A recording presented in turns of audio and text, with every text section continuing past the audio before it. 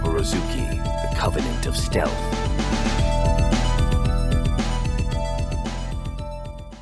Chapter 28, Virtue of the Shinobi. Strengthen the spirit, for even when your physical body fails, your spirit remains unbroken, unwavering. Obi-Ichi. The soldiers working for the original Foundation did not know that King Hiro's wife Lady Noriko had been taken captive and magically transported into Hiei's deep cold shadowy depths via an ancient stone gateway, a portal known only to Elder Deisetsu until passing the knowledge via his dying breath to King Hiro. One such gateway is that which is said to be located behind Nochi Falls, a keyhole that when penetrated with the Kusanagi is then activated via the Song of the Ancients by use of the magic Fuwei. The magic Fuwei was an extension of the Kusanagi which slid onto the blade acting as a sheath. It could also be removed and activated with a special tone and frequency accordingly. This was originally designed to transport a king or queen, or a prince or princess of the Oborozuki to the keyhole tombs of Kofun, or any sacred landmark anywhere in all of the islands of Japan at any time they chose or had the need. The explosives had been set. King Hiro headed out to the hidden gateway behind Nochi Falls.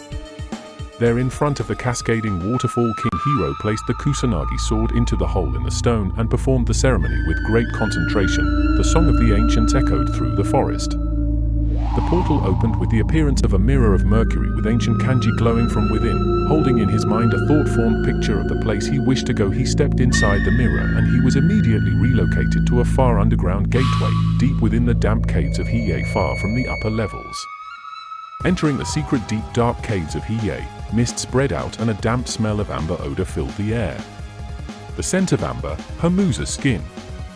King Hiro remembered that smell, the scent of Hamuza, the demon who had tried to steal him away as an infant.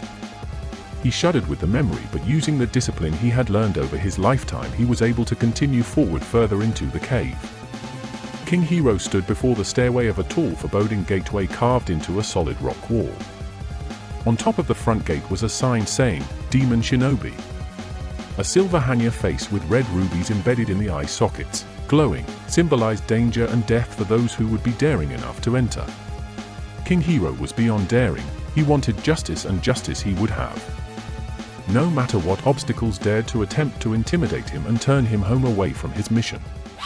As he entered, he was transported downward into Harujinshi's upside-down temple fortress. He smothered down his fear even though it felt like he was being sucked down into darkness, carried through a dark underground portal ultimately leading to a huge dimly lit hall, filled with darkness and an aura of danger. There in the temple of Hanya, Lady Noriko was in a holding cell that Harujinshi had installed for his prisoners. Illusions of Hamuza's face-like apparitions appeared suddenly encircling King Hiro, spinning round slowly in an attempt to hypnotize him, yet making his mind calm and strong he prevailed. After a few moments' silence, a creaking sound was heard as a section of the wooden wall opened, revealing it to be a hidden rotational door that Hamuza appeared from behind. As King Hiro struck, Hamuza moved behind the door, it closed, and he reappeared behind another hidden door, this time hopping on one leg. He spun and flicked his long hair around in a kabuki fashion while laughing mockingly. He threw a dart, but King Hiro struck it down. Disappearing again, hopping behind the door, and then reappearing again in ghostly multiples of 6, Hamuza swiftly flicked his hair in the direction towards King Hiro, releasing multiple needles that were cleverly deflected with King Hiro's Oborozuki A.K.A thanks to his keen senses.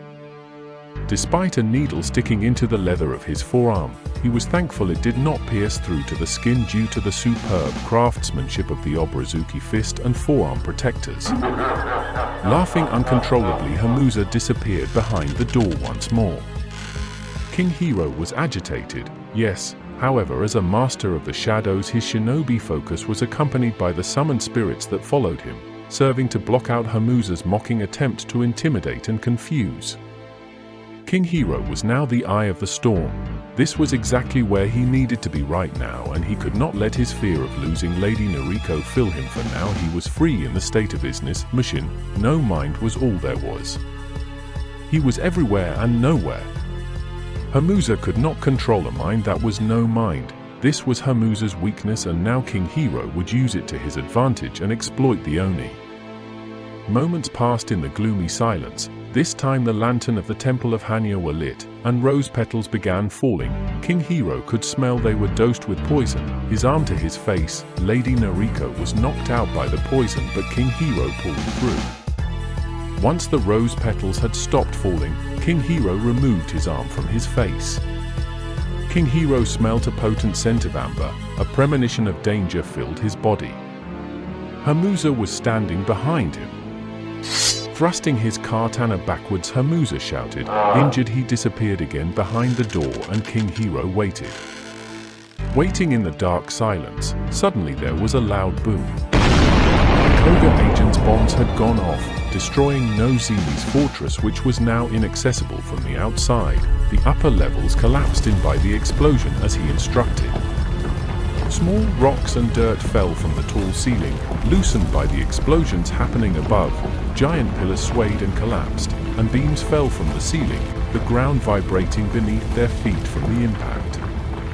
With his advanced fire torch, King Hiro lit his weighted kunai on fire, which was coated in a flammable substance. Standing low in Doko no Kami with his legs wide apart, the Oborozuki A.K.A in his right hand pointing forward, and his left arm was raised above his head, gripping the flaming kunai in position, waiting patiently, feeling, sensing. He could not be distracted. This was it.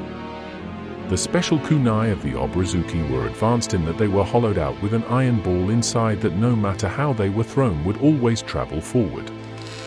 This time 2 doors opened. There were 2 Hamuzas. This time King Hiro knew he had to guess. Firing correctly, the kunai's red ribbon caught alight as the kunai tore through the air like a comet. It pierced the body of one of the Hamuzas, who burst into flames with a yell. The duplicate disappeared. Suddenly a lump of what looked like wet clay from the place where Hamuza had exploded began moving, molding into the form of Hamuza. He had not been killed. Hiro! Desperately trying to stay conscious, the fading Lady Noriko spoke out to her husband with her last bit of strength left. "You must use magic to destroy magic." With those last words of wisdom to her husband, she fell unconscious by overexhaustion. "Hi Noriko. I see this must be."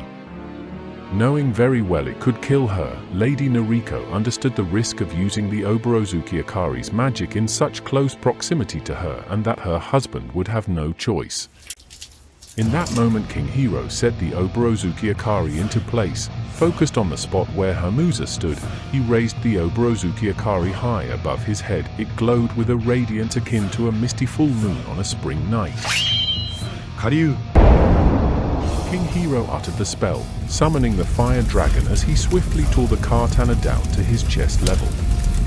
Sweat trickled down King Hiro's face as he held his katana with unwavering determination. The blade quivered in his hands, the weight of his responsibility heavy upon him. Flames danced and flickered around him, as if drawn to his raw power. Lady Noriko laid safe unconscious within the cage that now shielded her from the flames of her husband's hazy moonlight sword.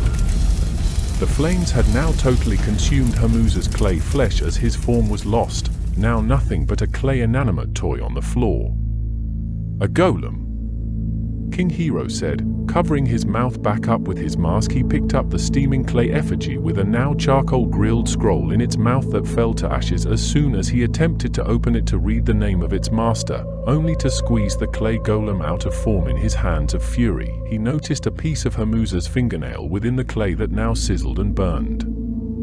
This was not the true Hamuza, only an imposter spirit. The level of their mind games knows no bounds. King Hiro discarded the now useless clay golem, whose spirit had now been sent back to the fires of Kohiki. The ceiling began to quake, rumbling and shaking, the entire cave collapsing in. Using his kunai to bust open the iron lock on the wooden cage, King Hiro saved Lady Noriko from her prison cell just in time. From her position on the floor, King Hiro was able to scoop her into his arms and retreat from the cave. They attempted to escape through the gateway to Nochi Falls. With Lady Noriko firmly pressed to his chest, King Hiro quickly took out the kusanagi. With great haste he placed his finger on the hole of the kusanagi sheath tuned to the correct frequency and blew to take them to Nochi Falls. Before long the song of the ancients could be heard and the portal appeared before them. Encircled in each other's arms they entered the eternal void, suddenly finding themselves flying through blackness. After what felt like an eternity, they emerged into a ravine with falling rocks all around them.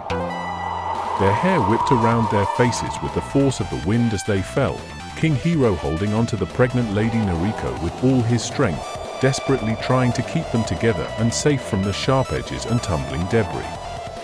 Holding an unconscious Lady Noriko, King Hiro had no choice but to use the hidden spell contained within the scroll. Lifting 2 fingers to his mouth in the Onmuji fashion, he loudly yelled, the word for heaven. With Lady Noriko still in his arms, using his ungodly strength and with adrenaline flooding his body, King Hiro's shape changed into the form of the Garuda. A swirling whirlpool of feathers opened up, radiating a presence of warmth that spoke of light and safety. They were taken into the wings of the Garuda, which gradually helped to slow their fall. The rocks falling around them suddenly appeared to be moving faster. Falling from Hiei's cliff face, they were only moments away from death, yet through his trauma King Hiro was forced to learn to fly on the way down. A gift Oz Henshin inherited from the late sword sent Kuno Garuda to King Hiro Musashi. Lady Noriko awoke, screaming, as she realized she was falling and in the arms of a Garuda. Reappearing on the moss-covered rocks by Nochi Falls, the Garuda faded back into King Hiro, and Lady Noriko was amazed. She had been on the ride of her life, only to make it out alive on the other side. Was this death? The afterlife? Tired, bruised and broken, he rested with Lady Noriko and the others, who gave healing and sustenance and prepared for the funeral the next morning.